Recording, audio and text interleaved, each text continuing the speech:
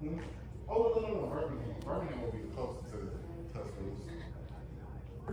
Vous savez, les femmes, il y a trop de femmes qui me contactent et qui me posent la question de savoir, Audrey, j'ai envie de divorcer, Madame Audrey, j'ai envie de divorcer, mais Dieu n'est pas d'accord avec le divorce. Dieu n'est pas d'accord avec le divorce. Et je dis oui à cette question et je dis oui à cette conclusion. Parce qu'il est écrit que l'auteur du mariage, c'est Dieu. Il est écrit que le mariage est une institution divine. C'est lui qui a créé le mariage, c'est Dieu. Donc le mariage, c'est quelque chose de sacré. D'accord? C'est quelque chose de pudique. On est tous d'accord avec. Mais soyons réalistes, les femmes. Quand tu rentres dans le mariage, pour que l'homme t'épouse, tu mets le fétiche dans le sexe. Pour que l'homme t'épouse, tu vaccines ton sexe.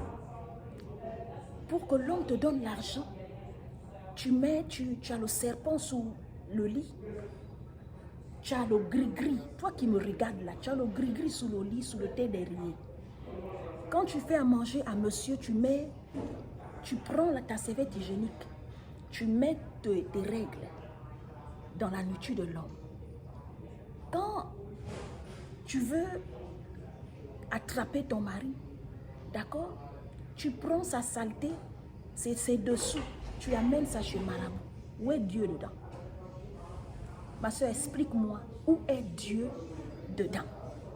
Si Dieu n'est pas dedans dans le commencement, il ne sera pas dans la fin. Si tu divorces, Dieu sera même content que tu divorces. Il est d'accord. Parce que c'est à cause de l'homme là que tu es en train de perdre ton âme. C'est à cause du mariage que tu es en train de détruire ta vie. Si dans le mariage là, on te tam-tam, on abuse de toi, on te frappe dessus, ma soeur, où est Dieu dedans? Tu es sûre, madame, que Dieu est d'accord que tu sois une femme frustrée, qu'aujourd'hui tu es devenue une femme dépressive, aujourd'hui tu es devenue une femme angoissée, tu n'es plus épanouie, tu as perdu ta virilité, tu as perdu ta personnalité, tu as perdu ta dignité, tu n'as même plus le goût de vivre, tu n'as plus le goût de prier Dieu, de chercher Dieu, tu n'es plus dedans. Avant tu le cherchais, depuis que tu es dans le mariage là, il n'est plus dans ta vie. Ma soeur, si tu quittes dedans, Dieu sera d'accord. Parce que tu vas sauver ta vie, tu vas sauver la vie de tes enfants. D'accord? Madame Osinochi, elle a perdu la vie dans le mariage. Parce qu'elle se disait qu'elle était l'épouse d'un pasteur. D'accord? Mais laissez-moi vous dire que je suis sûre et certaine que depuis longtemps, pendant que l'homme là, il mettait sa main sur la femme là pour abuser d'elle, mon frère, ma soeur, Dieu n'était plus d'accord avec le mariage. Même dans la parole de Dieu, il est dit que si il y a infidélité dans le mariage, tu as le droit de demander divorce. Et s'il y a violence et abus, tu as le droit de partir. Quand on dit à la mairie que le mariage, c'est jusqu'à ce que la mort nous sépare, ça veut dire que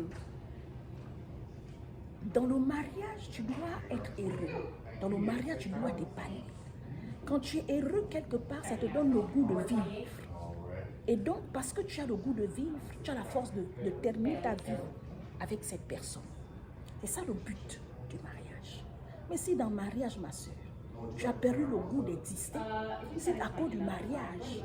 Tu ne peux pas travailler, tu ne peux pas vivre, ta vie n'a pas de sens.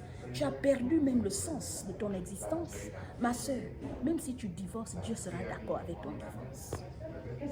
Arrêtez de poser questions, de poser des questions comme disent les Ivoiriens, qui n'ont ni tête ni queue. D'accord? Moi, je te dis, Dieu sera d'accord avec ton divorce, ma soeur. Il ne faut pas avoir peur. Il faut quitter dedans. Ok?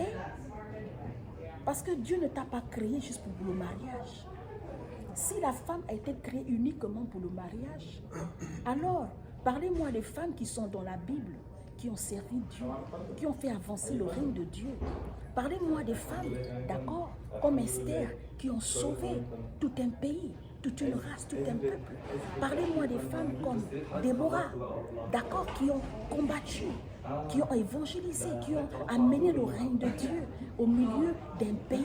Parlez-moi des femmes comme Sarah. Parlez-moi des femmes comme, comment on appelle, comme Ruth. Parlez-moi des femmes comme Naomi, qui craignaient Dieu. Le mariage, c'est une fine partie de ton existence, ma soeur. Le mariage, ce n'est pas le commencement et la fin de ta vie. Si tu ne comprends pas ça et tu détruis ta vie, tu détruis le plan de Dieu pour ta vie à cause du foyer, ma soeur, tu n'as pas encore compris la vie. Ok? Et c'était ça mon message aujourd'hui.